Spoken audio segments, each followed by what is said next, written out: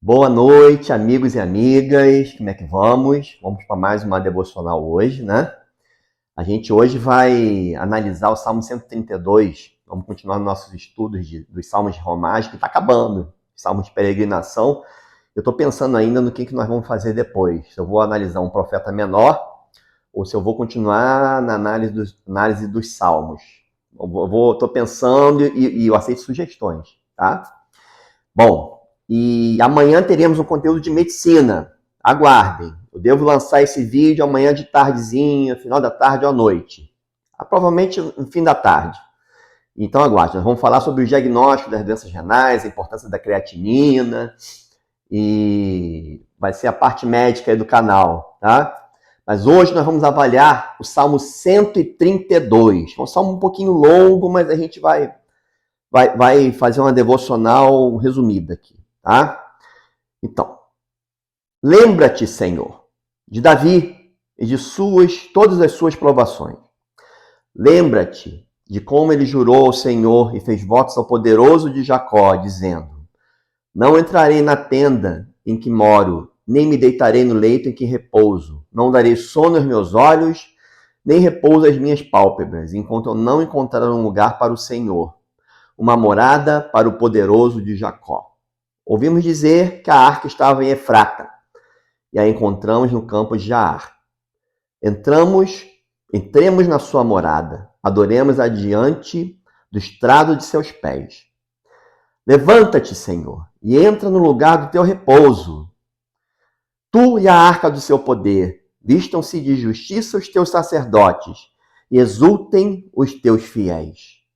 Por amor de Davi, teu servo, não rejeites o teu ungido. O Senhor jurou a Davi com firme juramento, e dele não se desviará. Farei com que no seu trono se assente um de seus descendentes.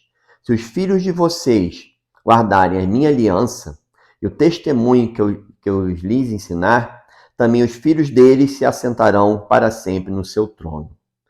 Pois o Senhor escolheu Sião, preferiu-a por sua morada, dizendo: este é para sempre o lugar do meu repouso, aqui habitarei, pois este é o meu desejo. Abençoarei com abundância o seu mantimento, e de pão fartarei os seus pobres. Vestirei de salvação os seus sacerdotes, e de júbilo exultarão os seus fiéis. Ali farei brotar o poder de Davi. Preparei uma lâmpada para o meu ungido. Cobrirei de vexame os seus inimigos, mas sobre ele brilhará a sua coroa. Pessoal, primeiro de tudo, esse salmo aqui, apesar de falar muito de Davi, ele provavelmente não foi escrito por Davi. Por quê? Ele se refere a Davi na terceira pessoa. Se fosse Davi, ele estaria na primeira pessoa. Então nós não sabemos, na verdade, quem é o autor do salmo. Entende-se, alguns comentaristas fazem uma suposição, não tem como ter certeza, que talvez Salomão tenha escrito isso. Por quê?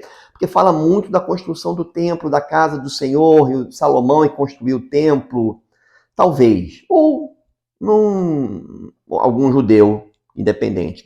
Mas provavelmente isso aqui já é após a construção do templo de Jerusalém. Provavelmente. E esse salmo é dividido em 3 perícopes, que a perícope é uma passagem que diz, faça uma mensagem para a gente. Então, a primeira, uma segunda, uma terceira, talvez 4 perícopes. Mas vamos lá.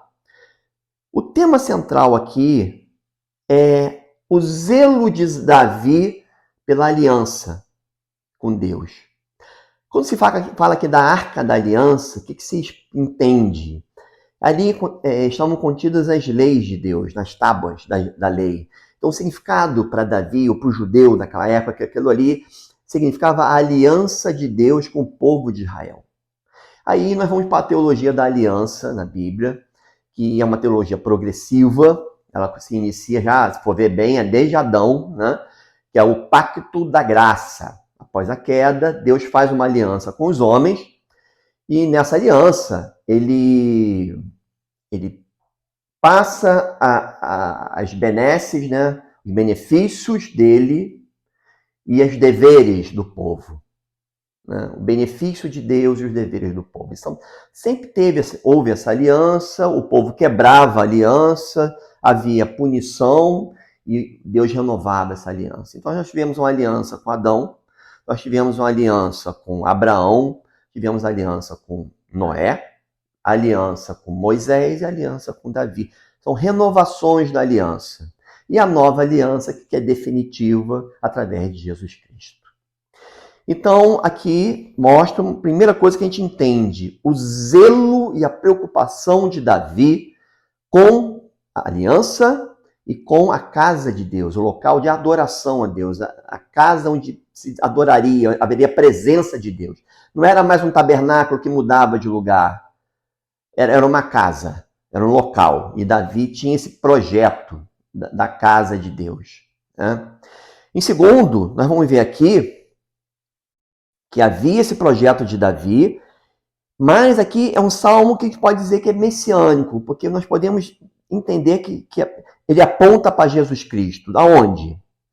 Ele coloca o seguinte, que os filhos de Davi, que um filho de Davi, que um herdeiro de Davi, iria se assentar no trono para sempre. Ora, quem pode se assentar num trono eternamente senão Deus? E quem é o filho de Davi, descrito no Novo Testamento? A Bíblia explica a própria Bíblia, é Jesus Cristo. Tá? Quando ele coloca aqui, combirei de vexame seus inimigos, mas sobre ele brilhará a sua coroa. Né? Sobre Jesus. Então, existia essa aliança. E o que é lindo disso aqui, gente? Nós participamos, nós somos parte, nós cristãos, somos parte dessa aliança. Nós somos parte dessa aliança. Nós não somos judeus, não somos do povo de Israel, mas fomos enxertados. Através de quem? Através de Jesus Cristo, que comprou com o sangue dele a nossa salvação e nos enxertou, nos adotou como filhos, como irmãos e como filhos, né, de Deus. Nós somos adotados, nós temos a adoção. E nós herdamos esse reino, então nós somos herdeiros, nós somos filhos adotados, mas somos filhos de Deus. Nós participamos dessa aliança que Davi tanto se preocupava. Então, alguns ensinamentos, algumas aplicações aqui são bem legais para o dia de hoje. Primeiro, eu vou perguntar para mim e para você, o quanto nós temos nos preocupado, qual o zelo que nós temos com a aliança que Deus fez conosco no nosso dia a dia e com a nossa igreja local. Qual o zelo, qual a preocupação que nós temos na igreja? Aqui a gente viu o seguinte, que o local, a tenda, o local onde Deus habitava, né? E a arca, a morada de Deus e a arca, era prioridade absoluta para Davi. Era a coisa mais importante. Não era a periferia da vida dele. Não estava em terceiro, quarto plano. Eu pergunto para mim e para você, a nossa igreja hoje, ela está em primeiro plano na nossa vida ou ela é quarto plano, ela está de lado?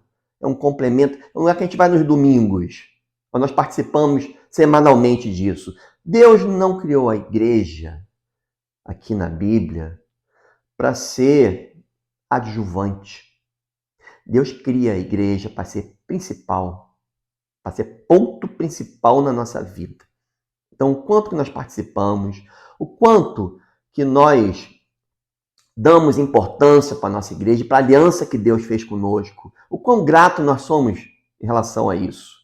Né? E o segundo ponto que eu queria falar aqui é o seguinte. Você tem que entender, nós temos que entender a bênção e a graça que é participar disso. Tem que ter sido enxertado nessa árvore. Fazer parte da aliança. Quando Deus falava da aliança no Antigo Testamento, ele falava, porque eu serei o seu Deus e vocês serão o meu povo. Ele é o nosso Deus, ele é nosso. O meu amado é meu e eu sou do meu amado. Deus é meu Deus, é meu Pai, é meu Deus. E eu sou dele, eu sou propriedade dele. Gente, você lembrando disso, nós lembrarmos disso, isso não aquece seu coração. Isso não te dá esperança nesse mundo tão difícil que a gente vive aí. Você faz parte dessa aliança, comprado com o sangue de Jesus lá na cruz. Isso é uma bênção. Independente de diferenças aí teológicas, tá? Se a expiação foi para todos ou não, você faz parte disso. Então se alegre, fique feliz. Tá? São algumas aplicações de um salmo. Esse salmo aqui, ele daria um estudo de um mês, né?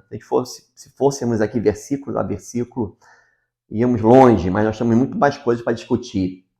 Então, pessoal, muito obrigado pela atenção. Eu queria pedir que vocês curtam o meu vídeo, que se inscrevam no meu canal, que ativem o sininho. Isso é muito importante para mim, para que eu possa atingir mais gente, fazer mais mensagens e que o canal possa crescer, tá, gente? Muito obrigado.